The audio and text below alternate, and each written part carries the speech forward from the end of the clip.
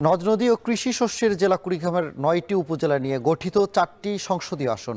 তিস্তা, দুধকুমার, ধরলা, বিধৌত এ জেলাকে কর্মসংস্থানের অভাব, নদী ভাঙন, আকস্মিক বন্যা ও শিল্পায়নের অভাবে ভোগাচ্ছে দীর্ঘদিন ধরেই।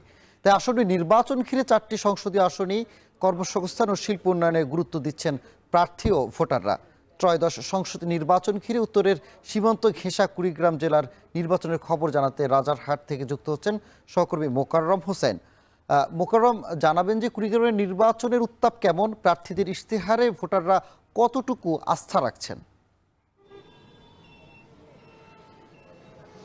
স্থানীয় সীমান্ত ঘেঁষা নদী বিধৌত এই জেলাতে কিন্তু অনেক ধরনের সমস্যা রয়েছে। কর্মসংস্থানের সমস্যা, জীবনযাত্রার মানের সমস্যা, পরিবহন এবং যোগাযোগের সমস্যা। সেই সমস্যাগুলোই এবারে নির্বাচনের প্রার্থীরা প্রাধান্য দিচ্ছেন এবং ভোটাররাও সেই দাবি নিয়ে প্রার্থীদের সামনে আসলে কথা বলছেন। আমরা যুক্ত হয়েছে কুড়িগ্রাম সদর থেকে। এই সদর আসনটির সঙ্গে আরও দুটি উপজেলার যুক্ত, রাজারহাট এবং ফুলবাড়ি। রাজারহাট, ফুলবাড়ি এবং কুড়িগ্রাম সদর 3টি উপজেলা নিয়ে কুড়িগ্রাম 2 আসন। এখানে 5.5 লাখেরও বেশি ভোটার। তার মানে কত বড় সীমানা বিস্তৃত এই আসনটির। প্রত্যেকটি আসনের মানুষই আসলে, প্রত্যেকটি উপজেলার মানুষই আসলে বলছেন যে তাদের এখানে ভারী শিল্প কলকারখানার অভাব রয়েছে, নদী ভাঙনের সমস্যা রয়েছে, আকস্মিক বন্যার সমস্যা রয়েছে। এই সমস্যাগুলো সমাধান করবার জন্য নদী শাসন, নদী খনন, তিস্তা মহাপরিকল্পনা বাস্তবায়ন, ভারী শিল্প প্রতিষ্ঠা, বিদেশি বিনিয়োগ আকৃষ্ট করার ব্যাপারগুলো যারা প্রাধান্য দিবেন তাদেরকে এই নির্বাচনে তারা ভোট দিবেন বলে মনস্থির করেছেন। তবে নির্বাচনের 4টি বড় দল আছে, সেই 4টি বড় দলই এখানে প্রার্থী দিয়েছে।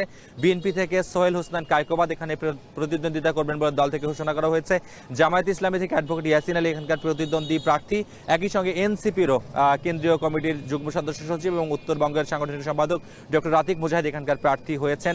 ইসলামী আন্দোলনের একজন প্রার্থী ভোট করবার ঘোষণা দিয়েছেন। অর্থাৎ 4 জন প্রার্থী ভোটের মাঠ চষে বেড়াচ্ছেন, প্রতিশ্রুতি দিচ্ছেন, মানুষের কাছে ভোট প্রার্থনা করছেন।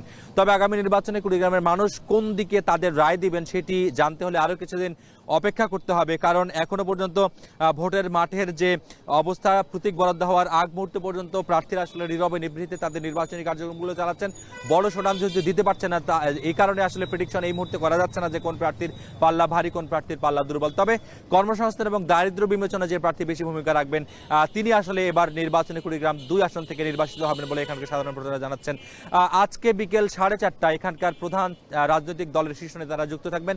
ভোটারের ইশতেহারে তারা কথা বলবেন, এখানকার আশা আকাঙ্ক্ষা এবং প্রতিশ্রুতির ব্যাপারগুলো সেটি দর্শকদের দেখবার আমন্ত্রণ। এই ছিল এই মুহূর্তে কুড়িগ্রাম থেকে নির্বাচনের সবশেষ খবর।